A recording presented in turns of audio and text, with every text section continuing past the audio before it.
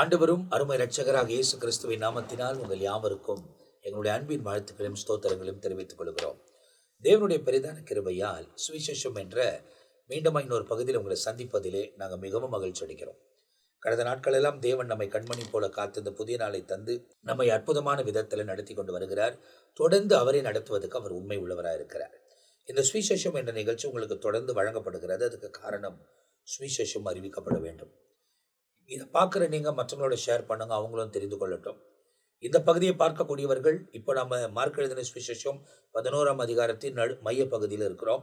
ஆனால் இதுக்கு முன்னே போடப்பட்டிருக்கிற பகுதிகளில் மத்தேயு எழுதின சுவிசேஷம் முதல் கொண்டு மார்க் எழுதின சுவிசேஷம் 11ஆம் அதிகாரம் 18ஆம் வசனம் 19ஆம் வசனம் வரை நாம் தியானித்திருக்கிறோம். அது போன பகுதி வரை உங்களுக்கு பதிவிடப்பட்டிருக்கிறது. எனவே இந்த பகுதியில் தேவனால் பயன்படுத்தப்படுகிற தேவனுடைய ஊழியக்காரர்கள் தொடர்ச்சியாய் கர்த்தருடைய வார்த்தைகளை நம்மோடு கூட பகிர்ந்து கொள்ள போகிறார்கள். இப்படி உட்கார்ந்து கூடுதலாய் பேசும்போது நிறைய சம்பவங்களை அறிந்து கொள்வதற்கு தேவன் இரக்கம் பாராட்டுகிறார். ஒவ்வொரு காரியத்தையும் தெரிந்து கொண்டு செயல்படுவதற்கு தேவன் உதவி செய்கிறார். எனவே இது எங்களுக்கு மிகவும் பிரயோஜனமாக இருக்குது, அதே நேரத்தில் உங்களுக்கும் பிரயோஜனமாக இருக்கும் என்பதற்காக தான் தொடர்ச்சியாய் இந்த நிகழ்ச்சி உங்களுக்காக வழங்கப்பட்டு வருகிறது. ஏனால் இயேசு கிறிஸ்து வருக வரை இல்லை எங்களை வைத்திருக்கிற வரை இந்த காரியம் நிறைவேற்றப்படும் என்பதை நாங்கள் எதிர்பார்த்து தொடர்ந்து செயல்பட்டு கொண்டு வருகிறோம். எனவே போன பகுதியில் ஆலயத்தை ஆண்டவர் சுத்திகரித்ததும் அந்த இடத்துல கல்லறை குகையாய் மாத்தாதீங்கன்னு சொல்லிட்டு அந்த இடத்துல இருக்கிற எல்லாவற்றையும் கவுத்து போட்டதையும் மாலை நேரம் வந்தபோது அவர் கடந்து போனார் என்பதை குறித்து போன பகுதியில் நாம் தியானித்தோம். இந்த பகுதியில் மாலை நேரத்தில் போயிட்டார் பெத்தானியாவுக்கு. திரும்ப காலையில் எருசலேமுக்குள்ள வராங்க. அப்படி வரும்போது திரும்பவும் சபிக்கப்பட்ட அத்தி மரத்தை பார்க்குறாங்க. அதுக்கு என்ன நடந்து இருந்தது என்பதை குறித்து 20ஆம் வசனத்திலிருந்து 24ஆம் வசனம் வரை எழுதப்பட்டிருக்கிறது.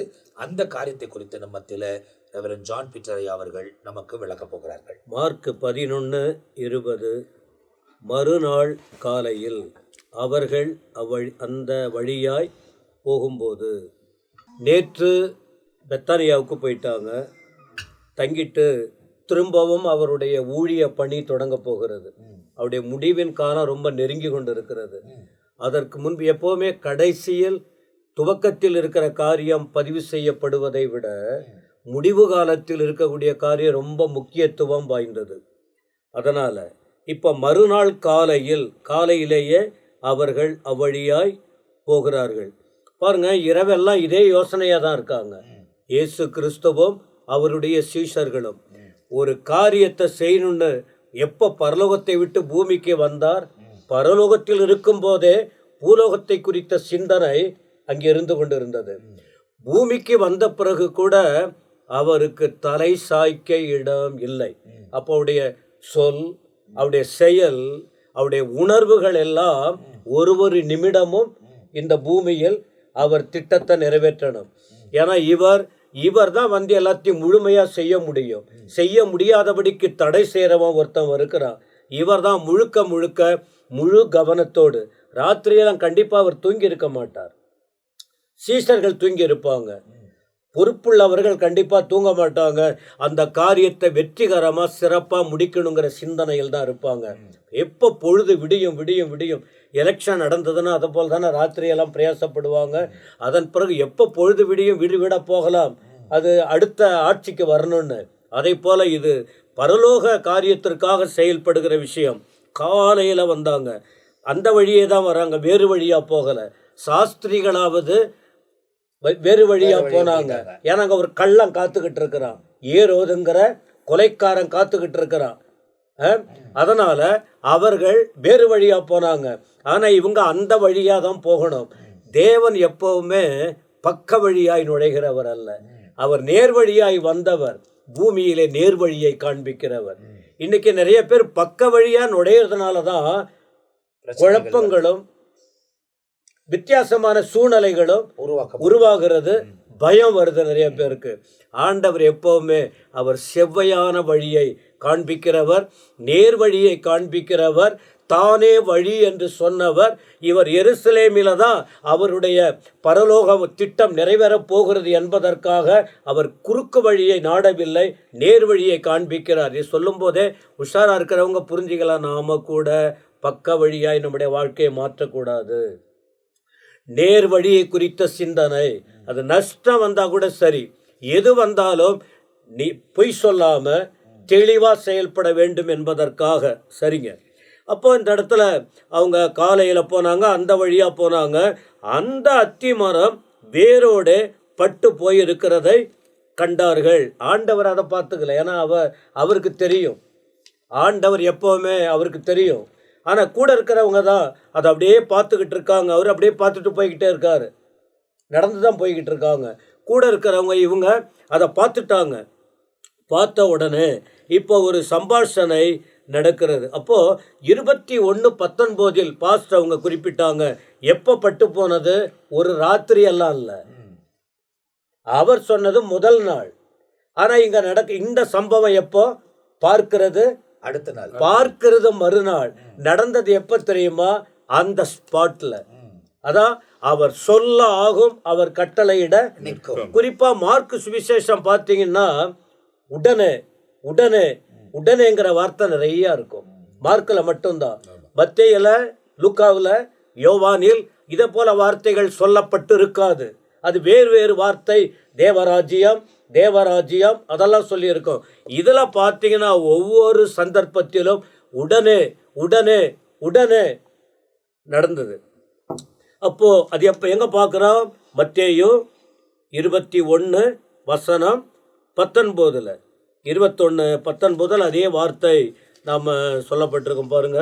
அப்பொழுது வழி அருகே ஒரு அத்தி மரத்தை கண்டு அதனிடத்தில் போய் அதில் இலைகள் அன்றி வேறொன்றையும் காணாமல் இனி ஒரு காலம் உன்னிடத்தில் கனி உண்டாகாதிருக்க கடவது என்றார். உடனே அத்திமரம் பட்டு. எதுக்காக அது சொன்னால், இது நம்ம அரசியல் கண்ணோட்டத்துலலாம் பார்க்கல இதை. ஏன்னா இது அரசியல் சம்பந்தம்லாம் இருக்குது. இஸ்ரேல் நாட்டை குறித்த ஆளுகை விஷயம்லாம் இதில் இருக்குது.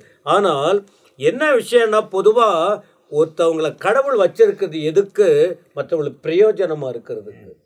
பொதுவாக அநேகர் நான் மட்டும் வாழணும் என்று நினைப்பாங்க. ஆனால் ஆண்டவர் எப்போவுமே நாம் மனிதர்கள் தங்களுக்காக மட்டும் வாழ்ந்து மறிக்கிறவர்கள் அல்ல, பிறருக்கு பிரயோஜனம் உண்டாக வேண்டும், ஞானத்தை பிரயோஜனப்படுத்த வேண்டும், கனிகளை பிரயோஜனப்படுத்த வேண்டும், நன்மைகளை பகிர்ந்து கொள்ள வேண்டும். அதுக்கு தான் கடவுள் உண்டாக்கினார், ஆண்டவர் உண்டாக்கினார். அந்த இந்த மரம் கூட பாருங்க, அது மட்டும் அப்படியே கனி காலம் இல்லதா இருந்தாலும் கனி கொடுக்க வேண்டிய ஒரு சூழ்நிலை இருந்திருக்காது. எதை குறிக்கிறதுனா, இந்த காலத்தில் நீ செய்ய வேண்டியதை செய்யலன்னா நீ நாளைக்கு ஒன்றும் பண்ண முடியாது. அந்தந்த நாளுக்கு நீ பிரயோஜனப்பட வேண்டும் என்பது அது. உடனே பட்டு போயிட்டு. அதான் என்ன சொல்றேன்னா, தேவனுக்கு ஏற்றபடி செயல்படாவிட்டால் அது உடனே எல்லாம் போயிடும், உள்ளதும் எடுத்துக்கொள்ளப்படும். அதனால பிரயோஜனம் ஒருவருக்கொருவர், ஊழியர்களோ மனிதர்களோ, எதுக்கு நாம் அந்த உலகத்தில் ஆண்டவர் வைத்திருக்கிறாரோ நாம் அதை பயன்படுத்தி கொள்ள வேண்டும். தீமைக்காக அல்ல, நன்மைக்காக பயன்படுத்த வேண்டும் என்பதுதான். அப்போ அடுத்த வார்த்தை பாருங்கள். இது சம்பாஷணை இப்போ நடக்குது. இப்போ இந்த காரியத்தை பார்த்த உடனே பிரயாணத்திலேயே ஒரு பேச்சுவார்த்தை நடக்கிறது. தொடங்கிறது யாரு? பேதுரு. ஏன்னா எப்போவுமே பேதுரு கொஞ்சம் நல்ல உஷாரான ஆளு தான். எப்போ நினைக்கிறார், எதை நினைப்பார்? முன்னால் பேசியதை. ஆனால் முன்னால் பேசியதை எப்போவும் அவர் நினைவுபடுத்துவதை ஆனால் தீமைக்காக அவர் பயன்படுத்தலை. பேதுரு கூட இருந்தாலும் அவர் நினைக்கிறது, அவர் சொல்லுவதெல்லாம் இன்னொரு பாதிக்கிறதுக்காக அல்ல. அவர் நினைவு சக்தி, அவருக்கு அந்த மறக்காத ஒரு தன்மை இருக்கிறது. நினைவு கூர்ந்து சொல்றாரு. ரபின்னா என்ன அர்த்தம்? போதகரே, நாங்கள் பின்பற்றின என் தலைவரே, உங்களை தானே நாங்கள் பின்பற்றினோம், எங்கள் போதகரே சொல்லிட்டு அவர் சொல்றாரு, நீர் சபித்த அத்தி மரம் பட்டு போயிட்டு. ஆண்டவருக்கு தெரியாதா? ஆண்டவருக்கு தெரியாதா? ஆனால் இவர் சொல்றார், நீங்க நீதிமொழிகள் 3:33 படிச்சிங்கன்னு சொன்னா, துன்மார்க்கன் ஆண்டவர் சபித்தால் அவனுக்கு அந்த சாபம் உண்டு, நீதிமான்களின் வாசஸ்தலத்தை தேவன் ஆசீர்வதிக்கிறார். ஆண்டவர் சபித்தால் அதை ஆசீர்வாதமா மாற்ற யாராலும் முடியாது. தேவன் ஆசீர்வதிக்க தொடங்கினால் அதை யாரும் சபிக்கவே முடியாது. அப்ப சாபம் எங்கே வரும்? துன்மார்க்க ஜீவியம். அப்ப தெய்வீகமாய் ஒருவர் வாழும்போது சிந்திக்கும் போது தேவனுடைய ஆசீர்வாதம். இப்ப தேவனுடைய பார்வையில் இந்த அத்திமரம் ஒரு ஆசீர்வாதத்திற்கு ஏற்றபடி தோற்றம் நன்றாக இருந்தது, ஆனால் உள்ள நல்லா இல்லை. அதனால்தான் அந்த இடத்துல துன்மார்க்க ஜீவியனுக்கு அடையாளமா ஒரு சாபத்தை பெற்றுக்கொள்ளக்கூடிய அளவுக்கு தேவன் சபித்தால் வாழ்க்கை பட்டு போய்விடும், முடிந்து போகிறதுன்னு அர்த்தம். 22ஆம் வசனத்துல அப்ப அதுக்கு ஆண்டவர் அழகா பதில் கொடுக்கிறார். அப்போ நீங்க இது தெரிஞ்சிட்டீங்கல்ல, என்ன பின்பற்றினீங்க, சந்தேகப்படாம எப்போ விசுவாசத்தோட இருங்க. என்ன பின்பற்றுனீங்க, ஆனா விசுவாசத்தோட நீங்கள். அப்ப விசுவாசம்னா என்ன? எவனாயிலும் மலையை பார்த்து பெயர்ந்து சமுத்திரத்திலே தள்ளுண்டு போய் என்று சொல்லி தான் சொன்னபடி நடக்கும் என்று தன் இருதயத்தில் சந்தேகப்படாமல் விசுவாசித்தால் அவன் சொன்னபடியே ஆகும் என்று மெய்யாகவே உங்களுக்கு சொல்லுகிறோம். அதன் பிறகு ஜபத்தை குறித்து தெளிவா விளக்கி சொல்லுவதை பார்க்க முடியும். இங்கே அத்திமரன் சொல்லியிருக்கோம். அப்புறம் லூக்கா 17:6 என்ன சொல்லியிருக்குன்னு தெரியுமா? அந்த விசுவாசத்தின் அளவு, சந்தேகப்படாம விசுவாசம், ஒரு முழுமையான விசுவாசம் இருக்கணும். ஆண்டவரை பின்பற்றுகிறவள் கடுகு விதை அளவு விசுவாசம். கடுகு சின்னது, ஆனா விசுவாசம் என்ன இருக்கணும்? முழுமையா. அறக்குறையா இருந்தா ஒன்றும் நடக்காது. முழுமையான விசுவாசம் இருந்தால். அப்புறம் இன்னும் நீங்க பார்த்தீங்கன்னா காட்டத்தி மரம்னு சொல்லி இருக்கும். இந்த காட்டத்தி மரத்தை கொண்டு போயிட்டு நீ சமுத்திரத்துல நடு அப்படின்னா உன்னால கூட முடியும் அப்படின்னு என்ன சொல்றோம்? கர்த்தரை நம்பணும். அவர் அற்புதங்களை செய்கிறவர். அவர் சொன்ன யாரும் அதை மாற்ற முடியாது. விசுவாசத்தோடு அவரை பின்பற்ற வேண்டும். அவருக்கு பிரியமா இருக்கும்போது நாம் ஜெபிக்கிற வேளையில் அவர் அற்புதங்களை செய்ய வல்லவராக இருக்கிறார்.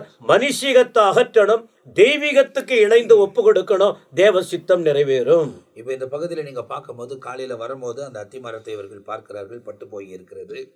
பேதுரு உடனே பார்த்து சொல்கிறார், ரபி நீங்கள் சபித்த அத்திமரம் பட்டு போயிருக்கிறது, வேரோடு கூட பட்டு போயிருக்கிறது என்பதை சொல்லுகிறார். அதுக்கு பிறகு இயேசு அதுக்கு பிரதி உத்தரமாக உங்களுக்கு பதில் சொல்லி, விசுவாசிக்கிறவனால் எல்லாம் கூடும், ஹேவ் ஃபெய்த் இன் காட் என்பதாக அவர் சொல்லப்படுகிறது. அதுக்கப்புறமா விசுவாசத்தோடு கூட இந்த மலையை பார்த்து அது அகன்று போன்றால் அது சமுத்திரத்தில் விழும் என்பதாகவும் அந்த இடத்துல போதிக்கப்படுகிறது. 24ஆம் வசனத்தில் பார்க்கும்போது அவர் சொல்லுகிறார், ஜபத்தில் எவைகளெல்லாம் நீங்கள் வேண்டிக் கொள்வீர்களோ அது பெற்றுக்கொண்டு ஆயிற்று என்று விசுவாசியுங்கள், அப்போது நீங்கள் பெற்றுக்கொள்வீர்கள் என்பதாக சொல்லி அந்த பகுதி முடிக்கிறதை நாம் தெளிவாக இந்த இடத்துல பார்க்கிறோம். அப்படியானால் அதை குறித்து கூட இந்த அத்தி மரம் பற்று போனதை வைத்து ஜபத்தை குறித்தும் தெரியப்படுத்துகிறார், விசுவாசத்தை குறித்தும் தெரியப்படுத்துகிறார். ஆகையால் விசுவாசத்தோடு கூட நாம் ஜெபிக்கும் போது எல்லாம் சாத்தியம் என்பதை இந்த இடத்தில் வேதத்தில் நமக்கு தெளிவாய் சொல்லப்பட்டிருக்கிறது. ஒருவேளை அத்தி மரத்தை குறித்து அநேக ரகசியங்கள் அதுக்குள் வைத்திருந்தாலும் அறிவிக்கப்பட்ட சுவிசேஷத்தில் இவைகள் தான் சொல்லப்பட்டிருக்கிறது. ஆனால் இன்னும் ஆழமாய் நாம் கடந்து போவோமானால் அநேக காரியத்தை நம்மால் கற்றுக்கொள்ள முடியும். ஆனால் சுருக்கமாய் உங்களுக்கு விளக்கிறபடியால் அவ்வளவுதான் உங்களோடு கூட இவைகளில் பேச முடியும். இப்போ அடுத்தது பார்த்தீங்கன்னா அந்த இடத்துல ஜபத்தை குறித்து இன்னும் சில காரியங்களை சொல்லுகிறார். 25-26 வசனத்தில் அவைகள் விளக்கப்படுகிறது. இவைகளை குறித்து நம்ம மத்தியில் ரெவரண்ட் மில்கிசேதேக் அவர்கள் பகிர்ந்து கொள்ள போகிறார்கள். இந்த இடத்துல தொடர்ச்சியாக நாம பார்க்கிற ஒரு காரியம், விசுவாசத்தை குறித்து ஆண்டவராகிய இயேசு கிறிஸ்து சீடர்களுக்கு முக்கியத்துவப்படுத்துகிறார். ஏனென்றால் அத்தி மரத்தை பார்த்தார், அதில் பழம் இல்லை, ஆண்டவர் சபிச்சாரு, இனி ஒரு காலம் உங்ககிட்ட ஒருவனும் ஒரு கனியை புசிக்க மாட்டான்னு சொன்னாரு. சொல்லிட்டு அவர் போயிட்டாரா. ஆனால் உடனே அது பட்டு போயிட்டு மறுநாள் அவங்க வரும் பொழுது பேதுரு நினைவு கூர்ந்து பார்க்குறாரு, வேரோடு பட்டு போயிருக்கிறதை கண்டார்கள். உடனே ஆண்டவர்கிட்ட கன்வே பண்றார், ரவி இதோ நீ சபித்த மரத்தை பட்டி போயிட்டு என்றார். இயேசு எதை சொல்லுகிறாருன்னா, நீ தேவனிடத்துல விசுவாசமா இருங்கள், எவனாகிலும் மலையை பார்த்து நீ பெயர்ந்து சமுத்திரத்துல தள்ளுண்டு போய் என்று சொல்லி தாம் சொன்னபடி நடக்கும் என்று தன் இருதயத்திலே சந்தேகப்படாமல் விசுவாசித்தால் அது அப்படியே ஆகும் என்று மெய்யாகவே உங்களுக்கு சொல்லுகிறேன். அப்போ எதை நம்ம ஜபத்துல கேட்டாலும், நம்ம எதை செஞ்சாலும் விசுவாசத்தோடு செய்ய வேண்டும் என்று ஆண்டவர் இங்க ஒரு காரியத்தை சொல்லுகிறார். இப்ப நம்ம இங்க இடத்துல நம்ம பார்க்கும் பொழுது ஆண்டவராகிய இயேசு கிறிஸ்து விசுவாசத்தின் மேல் உள்ள அந்த வல்லமைய அநேக முறை சொல்லியிருக்கிறார். பாருங்க, இதே அதிகாரத்துல மார்க் 2ஆம் அதிகாரம் 5ஆம் வசனத்துல பார்க்கும் பொழுது, திமிர்வாதக்காரனை ஆண்டவர் கண்டு, மகனே உன் பாவங்கள் உனக்கு மன்னிக்கப்பட்டது என்று சொன்னார். ஏன்னா அவர்கள் கொண்டு வந்தாங்க பாருங்க, அவங்க விசுவாசத்தை கண்டாராம். அவங்க 4 பேர் சுமந்து கொண்டாங்க, அவங்க விசுவாசத்தை கண்டு இவனுக்கு சுகம் கொடுத்தாரு. அதே அதிகாரத்துல 5ஆம் அதிகாரத்துல 34ஆம் வசனம் பார்க்கும் பொழுது இயேசு அந்த பெண்மணியை பார்த்து, மகளே, உன் விசுவாசம் உன்னை ரட்சித்தது, நீ சமாதானத்தோடு போ, உன் வேதனைகள் நீங்கி நீ சுகமாயிரு. பெரும்படவுள்ள ஸ்திரீ ஆண்டவர் பார்க்கும் பொழுதே ஜபிக்க வருகிறவர்களுக்கு விசுவாசம் உண்டா, விசுவாசம் இருந்தால் நடக்கும் என்பதற்கு ஆண்டவர் இங்கே அநேக சான்றுகளை கொடுக்கிறார். 6ஆம் அதிகாரத்துல 5வது வசனத்துல பார்க்கும் பொழுது அங்கே அவர் சில நோயாளிகள் மேல் கைகளை வைத்து அவர்களை குணமாக்கினதை அன்றி வேறொரு அற்புதமும் அங்கே செய்யக்கூடாமல் போயிற்று, செய்யவில்லை. ஏன்னா அவங்களுடைய அவிசுவாசம். இயேசுவிடத்துல வந்தவங்களுக்கு எல்லாருக்குமே விசுவாசம் இல்லை. யாரு விசுவாசத்தோடு வந்தாலும் சுகம் பெற்றுன்னு போயிட்டாங்க. சில பேர் மேல இயேசு கை வைக்க அற்புதம் செய்யக்கூடவில்லை, ஏன்னா அவர்களுடைய அவிசுவாசம். அப்போ ஆண்டவர் இந்த இடத்துல என்ன சொல்றாருன்னா, ஜெபிக்க வருகிற நாம் அதுக்கு பதில் கிடைக்கணும்னா நீ விசுவாசத்தோடு ஜெபிக்கணும் அப்படின்னு சொல்லி இன்னொரு வார்த்தையும் இந்த 25ஆம் அதிகாரத்துல சொல்றாரு வசனத்துல, நீங்கள் நின்று ஜெபம் பண்ணும் பொழுது ஒருவன் பேரில் உங்களுக்கு யாதொரு குறை உண்டா இருக்குமானால் பரலோகத்தில் இருக்கிற பிதா உங்களுக்கு தப்பிதங்களை மன்னிக்கும்படி அந்த குறை அவனுக்கு மன்னித்து விடுங்கள். இப்ப நீங்கள் நின்று ஜெபம் பண்ணும் பொழுது, ஜெபம் பண்ணுகிற நிலை முழங்கால் படிட்டு ஜெபிக்கலாம், நடந்து கொண்டு ஜெபிக்கலாம், நின்று கொண்டு ஜெபிக்கலாம். அந்த methods of the prayer, the position of the prayer is very டிஃபரெண்டா இருக்கும். இப்போ இங்க நின்று நீங்க ஜெபம் பண்ணும் பொழுது சில நேரங்களிலே பணிந்து குனிந்து முழங்காலிலே படத்தக்கதாக குனிந்து பழைய ஏற்பாட்டுல எல்லாம் நம்ம பார்க்கிறோம். அப்படியா எலியாலாம் ஜெபம் பண்ணியிருக்காங்க. இப்ப நீங்கள் நின்று ஜெபம் பண்ணுகிற இந்த வார்த்தை என்னன்னா, ஒரு ஜெபத்துடைய நிலையை காட்டுகிறது. நின்னு கூட நம்ம ஜெபம் பண்ணலாம், படுத்துன்னு ஜெபம் பண்ணலாம், உட்கார்ந்து ஜெபம் பண்ணலாம் என்று. ஆனா எப்படி இருக்கணும் அப்படின்னு சொன்னா, ஒருவன் பேர் உங்களுக்கு யாதொரு குறை உண்டா இருக்குமானால் பரலோகத்தில் இருக்கிற பிதா உங்கள் தப்பிதங்களை உங்களுக்கு மன்னிக்கும்படி அந்த குறை அவனுக்கு மன்னித்து விடுங்கள். அப்போ ஆண்டவர் ஜபம் பரமண்டலங்களின் ஜபத்தை கற்றுக் கொடுக்கும் பொழுதே மத்தேயு 6ஆம் அதிகாரம் 22ஆம் வசனத்திலேயே 12ஆம் வசனத்துல சொல்ற, எங்கள் கடனாளிகளுக்கு நாங்கள் மன்னிக்கிறது போல எங்கள் கடன்களை மன்னியும். அப்ப ஜபத்துல இந்த ஜபத்தை தான் நம்ம செய்யணுமா அப்படின்னா, it's a method of the prayer. ஆண்டவர் கற்றுக் கொடுக்கிறார், ஒவ்வொரு அம்சங்கள் அதில் இருக்கணும் அப்படின்னு சொல்லி. எந்த ஜபம் கேட்கப்படும்னா, மன்னிப்பு கொடுக்கிறவர்களுடைய ஜபம் கேட்கப்படும். சில நேரத்துல நம்ம சில பேர் மன்னிச்சுட்டு நம்ம பாட்டு கடந்து போயினே இருக்கணும். நம்ம வாழ்க்கையில ஸ்டக் ஆயிடக்கூடாது. நம்மளுக்கு விரோதமாக, குடும்பத்துக்கு விரோதமாக அல்லது ஊழியத்துக்கு விரோதமாக மற்றவர்கள் வராங்கன்னு சொன்னா, ஆண்டவர் சொல்றாரு, ஒரு முறை 2 முறை அவங்களுக்கு புத்தி சொல்லு, இல்லையா அவனை விட்டு விலகுன்றாரு. விலகிட்டு நம்ம பாட்டுக்கு நம்ம போயினே இருக்கணும். நம்ம கையை சுத்த. இயேசு கிறிஸ்துவ பிலாத்து ஒப்பு கொடுக்கும் பொழுது குற்றம் கண்டுபிடிக்க பார்த்தான், குற்றமே இல்ல, கையை கழுவிட்டான். எனக்கு இந்த மனுஷனுக்கு நீங்க சிலுவையில எனக்கு நான் ஒரு குற்றத்தையும் பார்க்கவில்லை அப்படின்னு சொல்லி கையை கழுவிட்டான். இப்ப பாருங்க, இயேசு நீங்கள் மன்னிப்புடையவர்களாய் நீங்கள் ஜெபிக்க வேண்டும் என்று ஆண்டவர் இந்த வசனத்துல சொல்றார். அதே 14-15 வசனத்துல நீங்க பார்க்கும் பொழுது மத்தேயுல 6ஆம் அதிகாரத்துல, மனுஷனுடைய தப்பிதங்களை நீங்கள் அவர்களுக்கு மன்னித்தால் உங்கள் பரமபிதா உங்களுக்கு மன்னிப்பார்.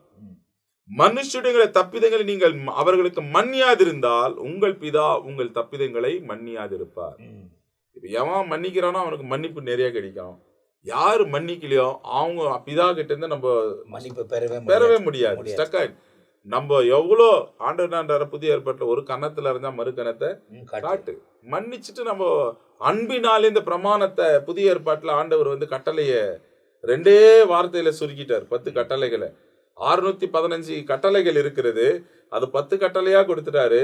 வெறும் இன்னைக்கு பைபிளை நம்ம பார்த்தோம் சொன்னா, யாத்திராகமம் 20ஆம் அதிகாரத்துல ஆரம்பிக்கிற கட்டளைகள் வெறும் 10 கட்டளை தான் இல்ல, 615 கட்டளைகள் பிரமாணம் இருக்குது பைபிள். அப்படியே சொல்லிட்டே வர்றாரு. அந்த 15 அதிகாரத்துல அநேக வார்த்தைகள் சொல்றாரு.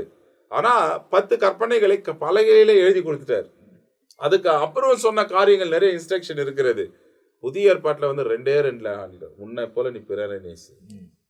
அன்புனாலே அதை அடக்கி விட்டார். இப்ப நம்ம ஜெபிக்கும் பொழுது கூட ஆண்டவர் என்ன சொல்றாருன்னா, மற்றவங்களுக்கு மன்னிங்க. அப்படி மன்னித்தால் 26ஆம் வசனம், நீங்கள் மன்னியாதிருப்பீர்கள் என்றால் பரலோகத்தில் இருக்கிற உங்கள் பிதா உங்கள் தப்பிதங்களை மன்னியாதிருப்பார். அப்ப மன்னிப்பு என்பது மிகவும் ஒரு முக்கியத்துவம் வாய்ந்ததாக இருக்கிறது. அதனால தான் இந்த 14-15 வசனத்துல ஆண்டவர் தெளிவாக சொல்கிறார், ஜபத்தின் மெத்தட்ஸை கற்றுக் கொடுத்துட்டு எப்படி ஜபிக்கிறோம்னா மன்னிப்பின் ஜபமாக, பரிந்து பேசுகிற ஜபம். ஒருத்தர் மேல நம்ம மன்னிச்சாதான் அன்பு கிடைக்கும், அன்பு உருவாகும். அப்ப கிறிஸ்து தம்முடைய காரியங்களை எப்படி செஞ்சாருன்னா அன்பினாலே தான் செஞ்சார். மன்னிக்கிற தன்மை உடையவர்களா இருந்தார். சிலுவையில கூட முதல் வார்த்தை அவர் பேசினது, பிதாவே இவர்களை மன்னியும், தாங்கள் செய்கிறது இன்னது என்று அறியாது இருக்கிறார்கள். உயிர்த்தெழுந்த இயேசு மறுபடியும் பழி வாங்கல, உங்களுக்கு சமாதானம் சொல்லி எல்லாரோடும் சமாதானமாகவே இருந்து 40 நாள் இருந்து பரமேறி போனார். அவருடைய குண அதிசயத்தை நாமும் பின்பற்றுவோம். நம்முடைய ஜபங்களுக்கு தேவன் பதிலை கொடுப்பார். இந்த இடத்துல ஜபத்தை குறித்து ஆண்டவர் பேசுகிறார். அத்தி மரத்தை குறித்து ஆண்டவர் ஜபத்தை விளக்கி சொல்லுகிறதையும் இந்த இடத்தில் மார்க் அதை பதிவு பண்ணுகிறத நாம் பார்க்கிறோம். ஆனால் ரெண்டாம் தெரிந்து கொள்ளுங்கள், நீங்கள் மன்னிக்காவிட்டால் அவர் மன்னிக்க மாட்டார், நம்ம மன்னிச்சோம்னா அவர் மன்னிப்பார் என்ற காரியத்தை இயேசு தெளிவாய் இந்த இடத்தில் போதிக்கிறதை மார்க் எழுதுகிறார். இப்போது அடுத்த பகுதி நீங்கள் பார்ப்பீங்கன்னா 27லேருந்து இந்த அதிகாரம் முடிகிற வரை 33ஆம் வசனம் வரை இந்த இடத்தில் பார்க்கும்போது அவரை கேள்வி கேட்குறாங்க. அவர் போதித்திருக்கிறார் இவ்வளோ தூரம்ல, அதில் எருசலேமில் அவர் கேள்வி கேட்குறாங்க. அந்த கேள்விக்கான பதிலை அவர் சொல்லுகிறார். அதை குறித்து நம்ம மத்தியில் பிஷப் ரெவரண்ட் பெனியேசை அவர்கள் பகிர்ந்து கொள்ளப் போகிறார்கள். 27வது வசனத்தை பார்க்கும்போது அவர்கள் மறுபடியும் எருசலேமுக்கு வந்தார்கள். கடந்த நிகழ்ச்சியிலும் கூட நான் உங்களோடு கூட பகிர்ந்து கொள்ளும்போது அவர்கள் மறுபடியும் எருசலேமுக்கு வந்தார்கள் என்ற ஒரு வார்த்தை குறித்து பேசினதை நீங்கள் கவனித்திருப்பீர்கள். என்னன்னு கேட்டால், நன்றாய் கவனிங்க, எருசலேமுக்கு எப்பெல்லாம் வராரோ அப்பெல்லாம் சில பிரச்சனையை அவர் ஃபேஸ் பண்ண வேண்டியதாக இருக்குது.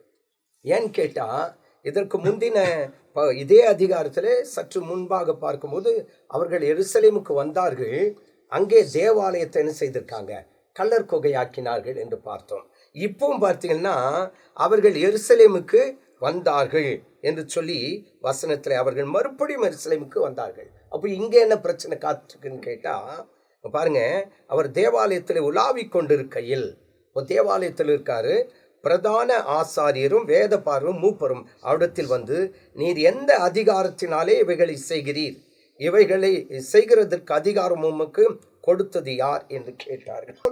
எவ்வளோ நேரம் பார்த்தீங்கன்னா பெரிய அதிசயத்தையோ அல்லது ஒரு குருடனை சுகமாக்கினதோ முடவனை எழுப்பி நடக்க செய்ததையோ இங்கே பார்க்கல. இப்போ இந்த இடத்துல அவர் போதனை தான் கேட்ட உடனே நீ எந்த அதிகாரத்தில் செய்கிறீர் என்று சொன்னது மாத்திரமல்லாமல் அதை எங்களுக்கு சொல்லுங்க அப்படின்னு என்னமோ இவங்க பெரிய ஞானிகளை போல ஆண்டவரிடத்துல கேள்வி கேட்குறாங்க.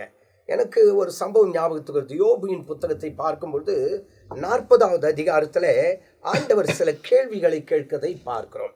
அது மட்டுமல்ல, அப்படி 41வது அதிகாரம் முழுவதும் ஆண்டவர் கேட்கிற கேள்வியாகவே இருக்கு. ஆனால் அங்கே யோபு பார்க்கும்போது ஒன்றுத்துக்கும் பதில் சொல்லாமல், நான் நீசன், ஒன்று செய்வேன், என் வாயை என் கையால் பொத்தி கொள்ளுகிறேன், இனிமேல் நான் என்ன செய்ய மாட்டேன், கேள்வியே கேட்க மாட்டேன், ஏன்னு கேட்டால் நான் ஞானி கிடையாதுன்னு ஒத்துக்கிறான். ஆனால் இந்த இடத்துல பார்த்தீங்கன்னு சொன்னால், நீர் எந்த அதிகாரத்தினால் இவைகளை செய்கிறீர், இதை செய்கிறதற்கு அதிகாரமுக்கு கொடுத்தது யார் என்று சொல்லி அவர்கள் கேட்கிறதை பார்க்கிறோம். அருமையான கர்த்தருடைய பிள்ளைகளை, ஆண்டவரிடத்தில் நாம் கேள்வி கேட்க முடியாது. நாம் கேட்கிற கேள்விக்கு அவர் பதில் கொடுக்கணுன்ற அவசியமும் இல்லை.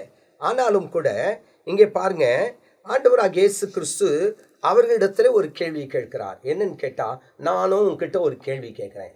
அது என்னன்னு கேட்டால், யோவான் கொடுத்த ஞான ஸ்நானம் எப்படி, இது தேவனால் வந்ததா இல்ல மனுஷனால் வந்ததா என்ற ஒரு கேள்வி கேட்கும்போது, இந்த கேள்வியில ஒரு பெரிய சிக்கல் அவர்களுக்குள்ள வந்துடுச்சு. என்ன பதில் சொல்றதுன்ட்டு தெரியல. அதே போலதான் விபச்சாரத்தால் பிதிக்கப்பட்டதான ஒரு பெண்ணை கொண்டு வந்து நிப்பாட்டி, மோசேயின் நியாயப்பிரமாணம் இப்படி சொல்லுதே, இவ்வளவு கல்லெறிந்து கொள்ளணுமே அப்படின்னு சொல்லும்போது, அவ கல்லெறிந்து கொள்ள வேண்டும் என்று சொல்லி கொண்டு வர நேரத்துல அங்கேயும் தேவன் ஒரு பதில் கொடுக்கிறார். என்னன்னு கேட்டா, உங்களில் பாவம் செய்யாதவன் முதலாவது கல்லெறிந்து. அப்போ ஆண்டவர் பதில் கொடுக்கும் பொழுது அல்லது ஆண்டவர் பதில் கொடுக்கிற நேரத்துல அதற்கு எதிர்த்து ஒருவரால் என்ன செய்ய முடியாது, பதில் சொல்லவே முடியாது. ஏன்னா சர்வ ஞானி, ஞானி, அதாவது பைபிள்ல சொல்லுது, சாலமோனிலும் பெரியவர் இங்க இருக்கு. ஆமென்.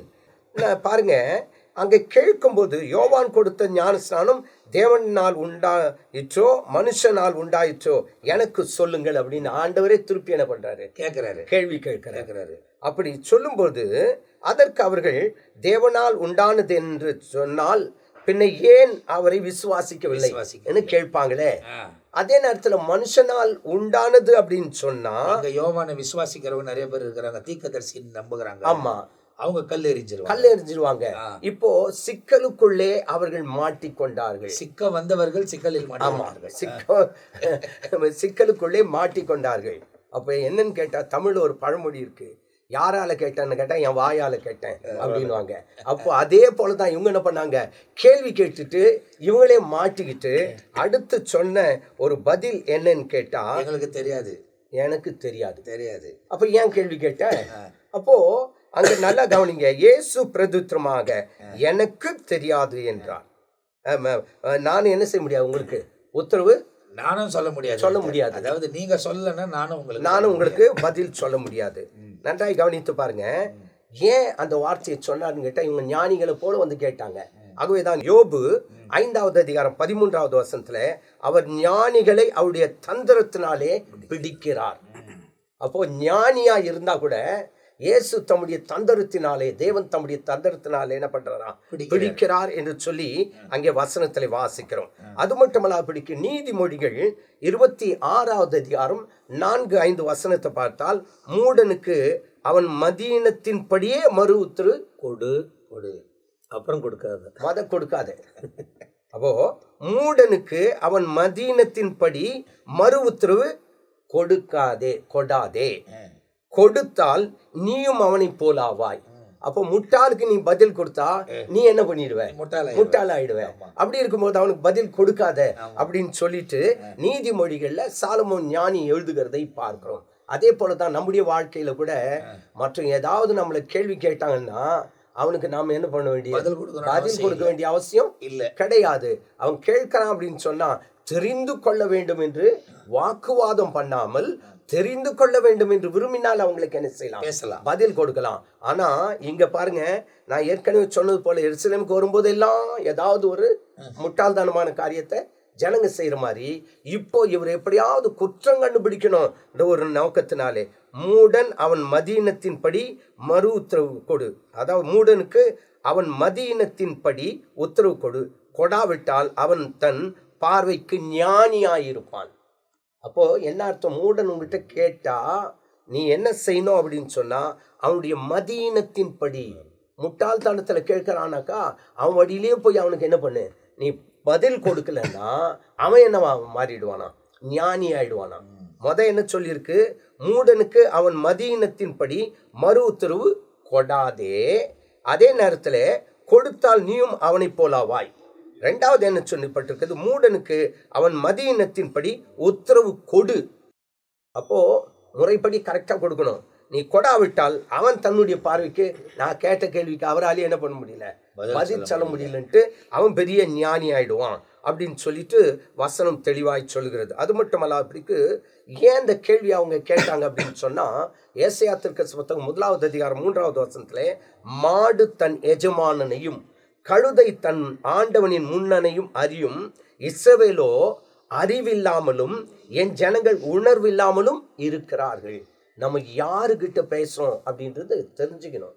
இப்போ ராஜா ஏரோது கூட என்ன சொல்றாரு, நான் யார் தெரியுமா, உன்னை விடுதலை ஆக்கவும் சிலுவையில் அறையும் எனக்கு அதிகாரம் இருக்கு அப்படின்ட்டு பெருமையா பேசுறான்.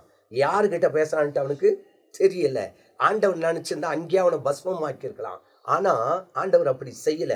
இப்போ அநேக நேரத்துல நம்ம யாருக்கிட்ட பேசணுன்றதை நம்ம என்ன பண்ணோம், புரிந்து கொள்ள வேண்டும். அவன் யார் மதீனமா இருக்கானா, அல்லது ஞானியா இருக்கானா, அல்லது தெரியாமல் கேள்வி கேட்கிறானா, எல்லாவற்றையும் அறிந்து தான் நம்ம என்ன செய்யணும், பதில் கொடுக்கணும்.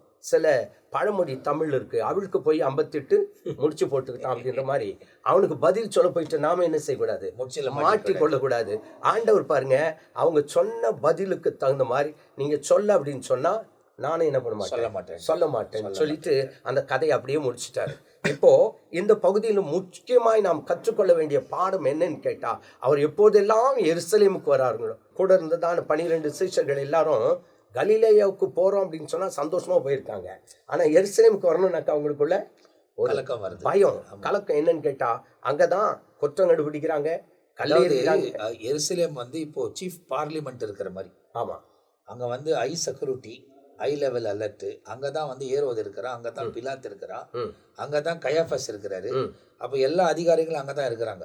மற்ற இடத்துல இருந்து வந்து இப்போ எல்லாமே ரிப்போர்ட் பண்ணக்கூடிய இடம் எதுனா எருசலேம். அப்போ எருசலேமுக்குள்ள போனாக்கா டைரக்டா வந்து அங்க அதிகாரத்தை என்கவுண்டர் பண்ண வேண்டிய சூழ்நிலை வரும்ன்ற ஒரு பயம் அவங்களுக்குள்ள எழுந்திருக்கு. அதுக்கு தகுந்த மாதிரி சூழ்நிலைகளும் அமைகிறதாக பார்க்கிறோம். அவர் போகும்போது எருசலேம்ல கல்லர் குகையாக்கியிருக்கார்கள் தேவாலயத்தை. இப்போ எருசலேமுக்கு வரும்போது ஆலயத்துக்குள்ளே உலாவி கொண்டு, அங்கேயும் பாருங்க ஆலயத்துல தான் போய் என்ன பண்றாரு, ஒரு சவுக்கை எடுத்து அவர்களை விரட்டுகிறதை பார்க்கிறோம். இப்போ ஆலயத்துல சும்மா உலாவிட்டு இருக்கும் போதே அவரை போய் பார்த்து நீ எந்த அதிகாரத்துல செய்யற? ஆண்டவர் தெளிவா சொல்லிட்டாரு, நான் உங்களுக்கு சொல்ல வேண்டிய அவசியம் இல்லை, சொல்றதை நீங்க என்ன பண்ணுங்க, கேளுங்க, பிறகு நான் பதில் கொடுக்கிறேன் என்று சொல்லி அங்க தெளிவாய் அவருடைய சந்தேகத்தை தீர்த்து வைக்கிறதாக. இப்போ இந்த இடத்துல பார்த்தீங்கன்னா ரொம்ப அழகா வந்து இயேசு பதில் கொடுக்கறத பார்க்கிறோம். நான் கேட்டதை நீங்க சொல்லலாம், நீங்க சொல்றதுக்கும் நீங்க கேட்கறதுக்கும் நான் பதில் சொல்ல முடியாதுன்றத.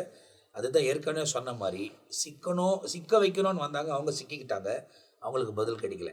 அதனால வந்து பதில் தெரியாதுன்னு இல்லை, பதில் ஆண்டவருக்கு தெரியுமா, நான் சொல்ல வேண்டிய அவசியம் அந்த இடத்துல இல்லை. காரணம் என்னன்னு கேட்டா, வெளிப்படுத்தல தெளிவாய் சொல்லப்பட்டிருக்குது, என் பிதா எனக்கு என்ன பண்ணியிருக்காரு, அதிகாரத்தை கொடுத்திருக்காரு. சொல்லியிருக்கலாம் அவரு, என் பிதா எனக்கு அதிகாரத்தை கொடுத்தாரு. ஆண்டவர் தெளிவா சொல்ல, மூடனுக்கு நீ என்ன பண்ணாத, பதில் கொடுக்காது. ஆனா அதிகாரம் எங்கிருந்து வந்தது என்று சொன்னால், பிதாவிடத்திலிருந்து குமாரனாகிய இயேசு கிறிஸ்துவுக்கு அதிகாரம் வந்திருக்குது என்று சொல்லி வெளிப்படுத்தல் 2வது அதிகாரம் 26வது வசனம். சுவிசேஷத்துல கூட ஆண்டவர் சொல்றாரு, எங்க இந்த அதிகாரம் யார் கொடுத்ததுன்றது அடுத்த பகுதிகளில் வரும்போது அவைகளை ஒவ்வொன்றும் நாம் பார்க்கிறோம். ஆனால் இந்த இடத்துல அவர் பதில் கொடுக்கல. அதை தான் மார்க் இந்த இடத்துல ரொம்ப தெளிவாக எழுதுகிறார். இவைகளெல்லாம் எருசலேமில் நடக்கிறது. எருசலேமில் அவர் நிறைவேற்ற வேண்டிய காரியங்கள் இன்னும் ஏராளமாக இருக்கிறது. அதுக்கு பிறகுதான் அவராகவே ஒப்பு கொடுக்குறார். ஏன்னா கெத்செமனி பூங்காவில் வரும்போது என் வேலை வந்தது, என்னை பிடிக்கக்கூடியவர்கள் வந்து விட்டார்கள் என்ற வார்த்தையை சொல்லிட்டு தான் அவர் கடந்து போகிறதை நாம் பார்க்கிறோம். அந்த நாள் வரை அவர் நிறைவேற்ற வேண்டிய காரியங்கள் எல்லாம் ரொம்ப துல்லியமாய் ரொம்ப தெளிவாய் நிறைவேற்றுகிறார். டென்ஷனான ஒரு சூழ்நிலையில் ஒவ்வொரு காரியத்தையும் ரொம்ப துல்லியமாக இயேசு நிறைவேற்றினார் என்பதை வேதத்தில் நாம் வாசிக்கிறோம். எனவே இப்போது மார்க் 11ஆம் அதிகாரம் வரை நாம் தியானித்திருக்கிறோம். அடுத்த பகுதி வரும்போது மார்க் 12ஆம் அதிகாரத்தில் அங்கே அதே எருசலேமில் அவளுக்கு ஒரு ஓமையை சொல்லுகிறார். அதை என்ன சொல்லுகிறார் என்பதை குறித்து அடுத்த பகுதியில் நாம் பார்க்க போகிறோம். எனவே இந்த பகுதி வரை உங்களுக்கு ஆசீர்வாதமாக இருந்திருக்கும் என்று நான் நம்புகிறேன். தொடர்ச்சியாக தேவனோடு கூட இணைந்திருங்கள், வசனத்தை தியானியுங்கள். இந்த நிகழ்ச்சியை பலருக்கும் நீங்கள் ஷேர் பண்ணுங்க. அப்போ அவங்களும் சுவிசேஷத்தை அறிந்து கொள்வார்கள். தேவனுக்கு ஏற்ற ஒரு வாழ்க்கை வாழுங்கள். எந்த நேரமும் எக்காலசத்தை கேட்கும் என்பதை நீங்கள் தெளிவாய் மனதில் வைத்துக் கொள்ள வேண்டும். எனவே தேவனுக்கு ஒப்புக் கொடுங்கள். இயேசு உங்க வாழ்க்கையில மேன்மையான காரியங்களை செய்வார். அடுத்த பகுதியில் உங்களை சந்திக்கிற வரை நாங்கள் உங்ககிட்ட விடை பெறுகிறோம். கர்த்தர் உங்களை ஆசீர்வதிப்பாராக. ஆமேன், ஆமேன்.